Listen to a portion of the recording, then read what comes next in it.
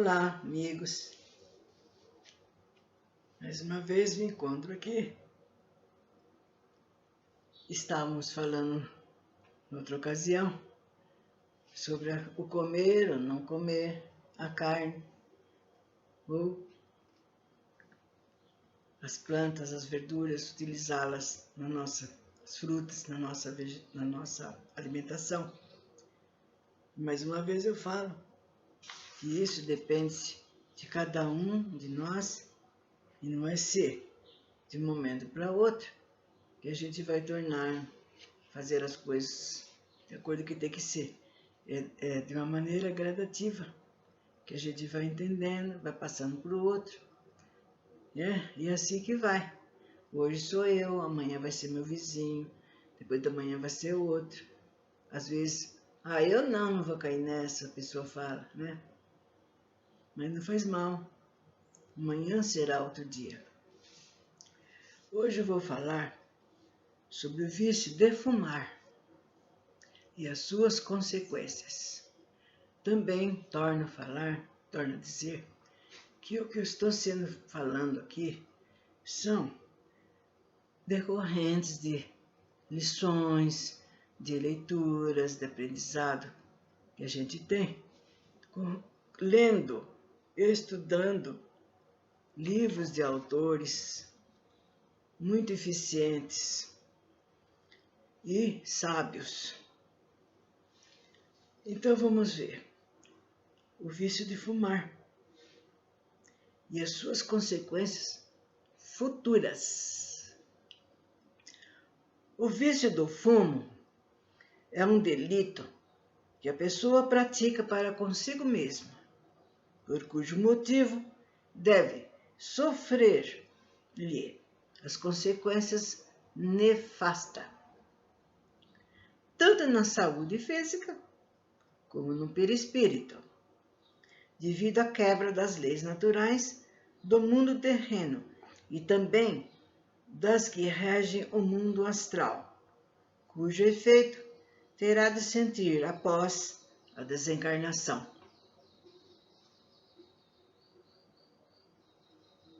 Pergunta: mas a natureza não sabe defender-se das toxinas do fumo?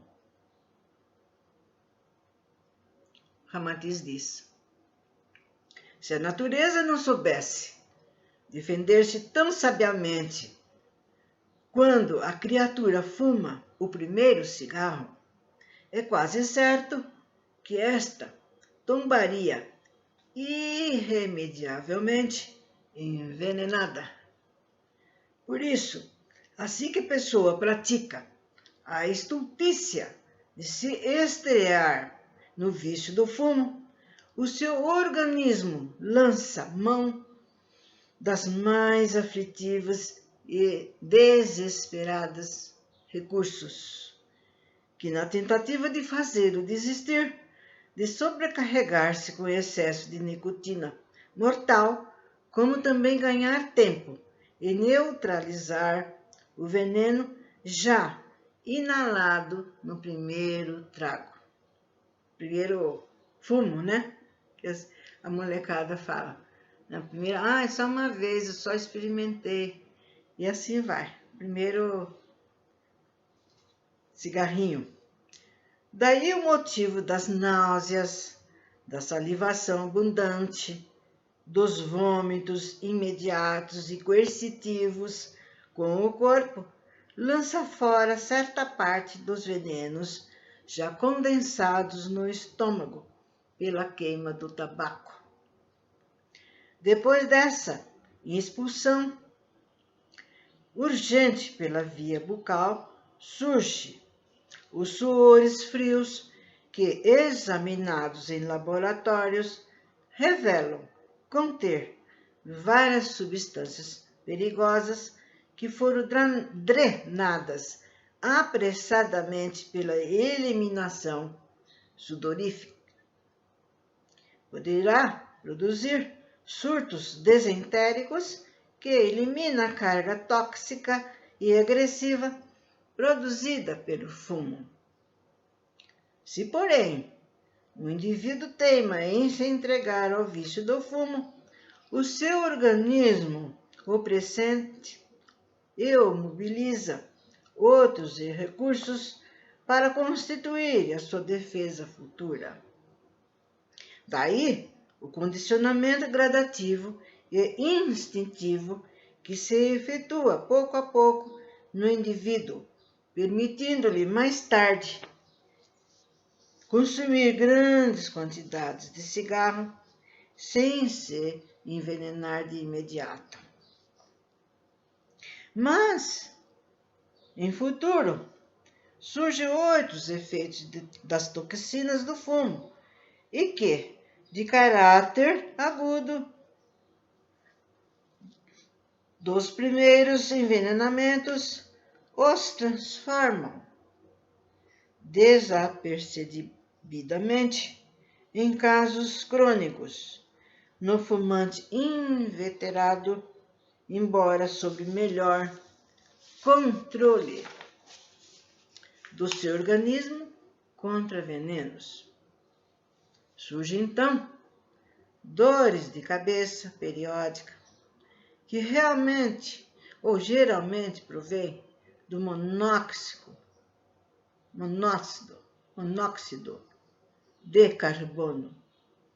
As irritações dos brônquios da garganta, da laringe, dos pulmões, dos bronquíolos, produzidos pela amônia ou piridina e também das fossas nasais, devido ao calor em brasa do cigarro que cresta a mucosas sensíveis do nariz, né? As mucosas são muito sensíveis lá dentro, gente, assim como é na nossa boca, né? O revestimento. Há ainda os efeitos danosos dos derivados alcatroados do fumo, que também atuam por longo tempo, atacando os pulmões e enegrecendo os dentes. Além da mistura que é o alcaloide mais ofensivo contido no fumo, há a absorção incessante das outras substâncias agressivas que enunciamos também. Lesa as defesas orgânicas e dificulta principalmente a filtração hepática, criando campo favorável para os resfriados comuns e as constipações intestinais.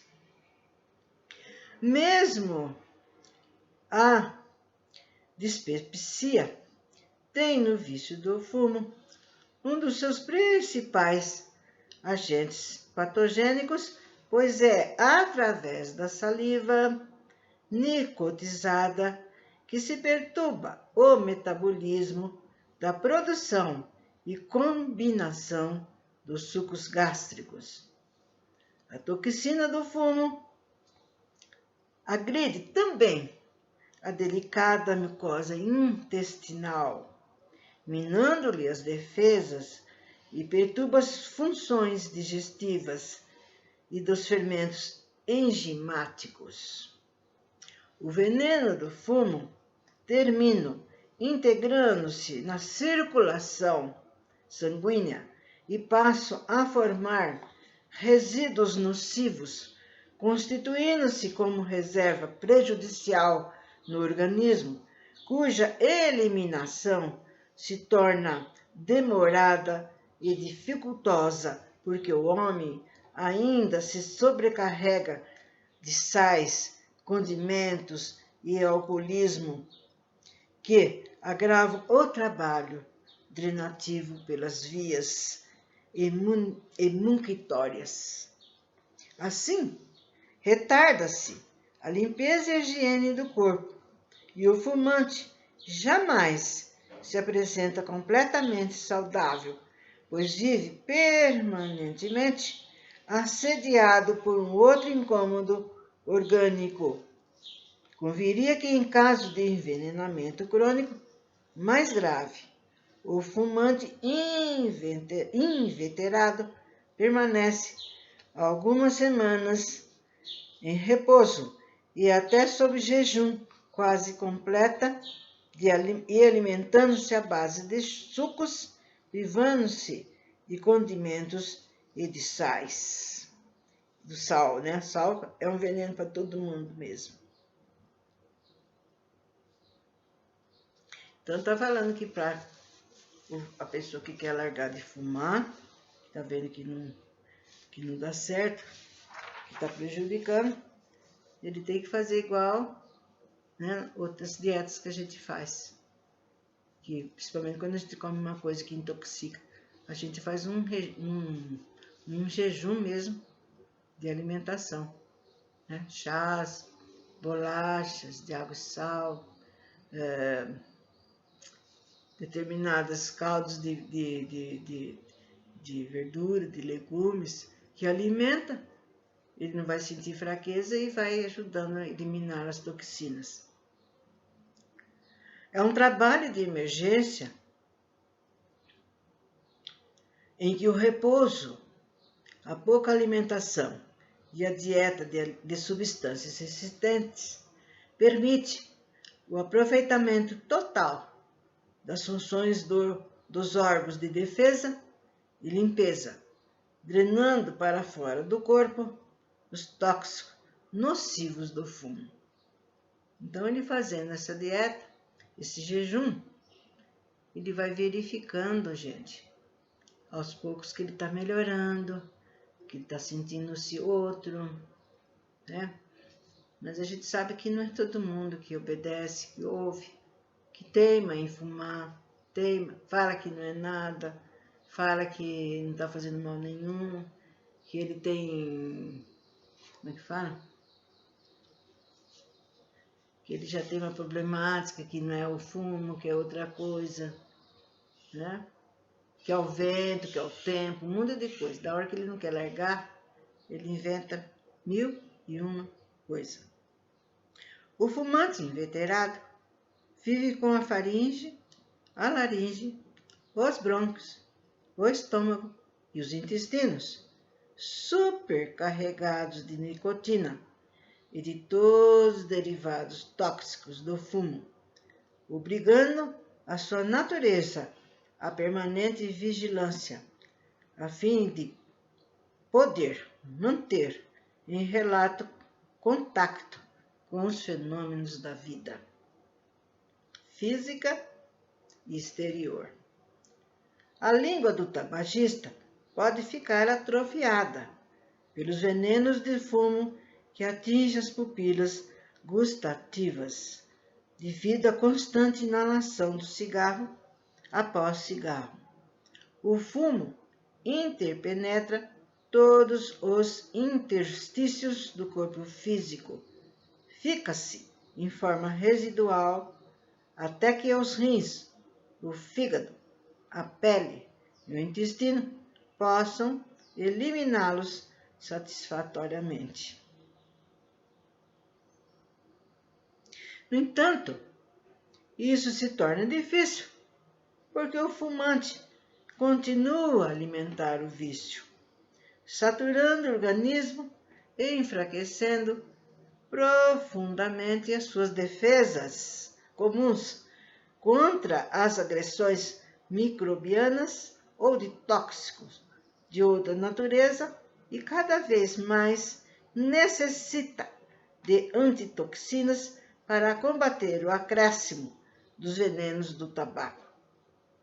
E de tal modo, essa saturação, que durante qualquer banho a vapor, o corpo do viciado transpira fortemente o odor acre da nicotina. Enquanto seus órgãos funcionam com regularidade, ele pode sentir-se imunizado contra o veneno do fumo.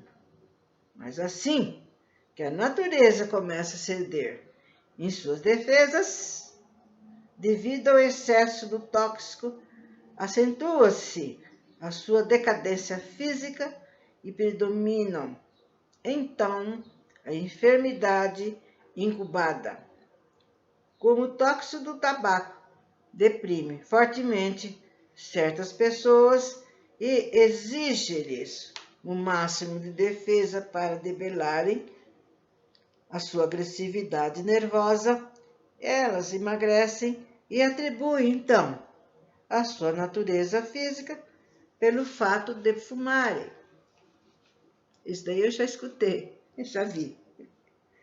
Nossa, eu tô magrinha assim porque eu fumo. Mas se eu largar, eu começo a engordar. Então, mas aqui está explicando, ó. Quando, porém, deixa o vício, os seus organismos abandonam suas defesas e se servem de todas as energias disponíveis para repararem as zonas debilitadas e reduzir as antitoxinas que perturbam o trabalho glandular, de cujo aproveitamento satisfatório ao lado da maior dinâmica organizada resulta, então, o aumento de gordura. Aí volta a engordar a gordura. No entanto, com o decorrer do tempo, o esgotamento das antitoxinas que circulavam em excesso, o organismo retorna à normalidade e desaparecem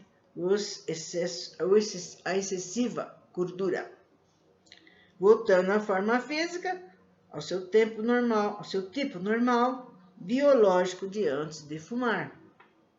O vício do fumo, embora possa causar perturbações fisiológicas naquele a que ele se integra, é bem menos degradante, não tem a força suficiente para modificar o caráter do homem, porque não leva à hipnose ou o aviltamento completo, como fazem o álcool e o entorpecente. No entanto, é fora de dúvida que aquele que fuma desbragradamente abdica de sua vontade e se escraviza a um vício inútil, tolo e prejudicial, o que em verdade se revela claramente certa debilidade ou negligência psíquica para consigo mesmo, mas comprova a insuficiência psíquica do indivíduo para dominar a tirania mental do algoz invisível que é o fumo. Se o indivíduo, em vislumbre de se submeter completamente ao jugo do vício, vier a enfraquecer a sua conduta moral, arrisca-se a se transformar numa exótica e oportuna piteira viva para saciar o vício dos fumantes desencarnados do astral inferior, pois as almas desregradas e malfeitoras, que além disso eram viciadíssimas na terra, com o uso do fumo, ficam presas ou chumbadas à crosta terráquea, vivendo momentos de angústias devido à falta do corpo carnal. Só lhe resta, então, aproximarem-se das criaturas encarnadas que possam vibrar com suas auras enfermiças e assim transmitir-lhes as sensações etéricas da queima do fumo.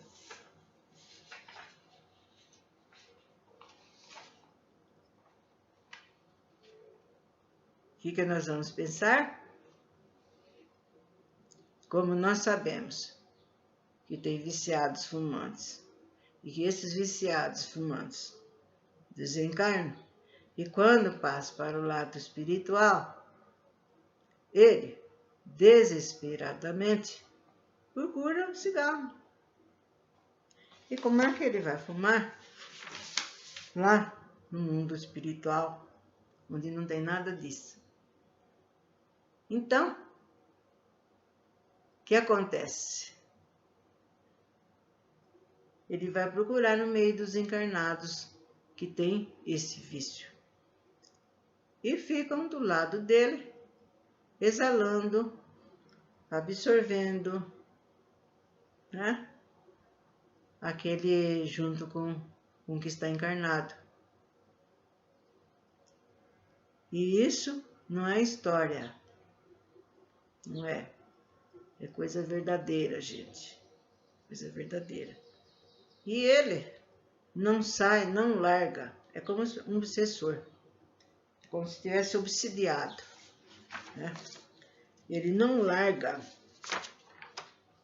esse ser encarnado de modo algum, de jeito nenhum, porque ali está a fonte dele continuar aquilo que ele tinha antes do vício. Então, muitas vezes a pessoa luta, pede, faz oração, faz reza, novenas. Ai, meu filho não para de fumar, ele está com uma tosse esquisita. O meu filho é candidato a ter enfisema. O enfisema não tem cura, viu, gente? E morre-se horrivelmente. Então, fica aquele problema, aquele negócio. Mas acontece que os nossos irmãozinhos que estão na espiritualidade, que eram ligados ao vício do fumo, não largam de maneira alguma desse encarnado. Então eles induzem. Se ele está fumando um cigarro e está querendo largar, começa a diminuir, eles induzem, né? Faz com que ele, né, passe a voltar a fumar mais. Quanto mais ele fumar, mais eles aproveitam daquele coitado, né? E isso daí é que é a problemática. E é verdade. E quando esse nosso irmãozinho encarnado, que está nesse vício, ele desencarna e aquele negócio vai para a vida espiritual e chegando lá, ele sofre horrivelmente a falta da piteira dele, do fumo, cachimbo, né? Ou de algum outro vício além do fumo, né? E aí ele é considerado, gente, considerado um suicida. Um suicida. Então, muitos vão lá para o plano astral inferior, para o umbral, né? Pagar em determinados tempos que ele deveria ter tido, que não teve por causa que ele começou a fumar e prejudicar a si próprio, prejudicar o seu organismo. Então a gente fala, nossa, aquele fulano, é muito comum. A pessoa fala, nossa, mas não tem vergonha mesmo fulano.